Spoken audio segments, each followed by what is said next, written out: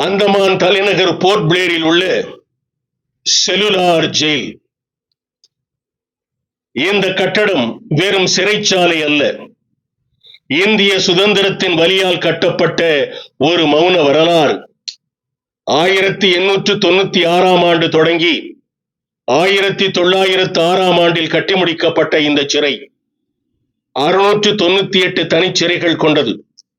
ஆயிரக்கணக்கான இந்திய சுதந்திர போராட்ட வீரர்களின் கண்ணீர், வேதனை, இரத்தம், தியாகங்களை சுமந்து நிற்கிறது.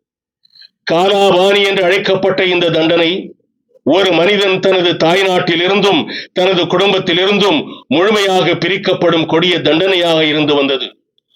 இங்குள்ள ஒவ்வொரு அறையும் ஒரு கைதிக்காக மட்டும் உருவாக்கப்பட்டது.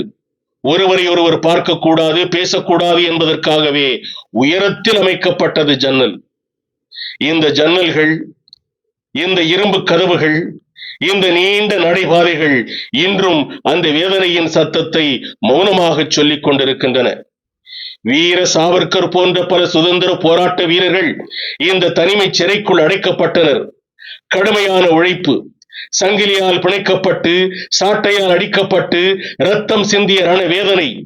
ஆனால் இந்த சுதந்திர வீரர்களின் மன உறுதியை மட்டும் யாராலும் உடைக்க முடியவில்லை. அந்தமானில் ஏன் இந்த சிறை கட்டப்பட்டது? சுற்றிலும் கடல். தாய்நாட்டை விட்டு பல ஆயிரக்கணக்கான கிலோமீட்டர்கள் தொலைவு. யாராலும் தப்பித்து செல்ல முடியாது. எதிர்த்து பேசினால் தூக்கு. கேட்பதற்கு யாரும் இல்லை. ஆங்கிலேயர்களின் அடக்குமுறை. இந்த சுவர்களில் எத்தனையோ சுதந்திர போராட்ட வீரர்களின் இரத்தம் சிந்தியதானோ என்னவோ இது சிவப்பு கட்டடமாக இன்றும் காட்சியளிக்கிறது. நாம் இன்று சுதந்திரமாக வாழ்கிறோம் என்றால் அதற்கு பின்னால் எண்ணற்ற உயிர் தியாகம், இரத்தம், கண்ணீர், வேதனை இருக்கிறது. செல்லுலார் ஜெயில் அதற்கான அமைதியான சாட்சி.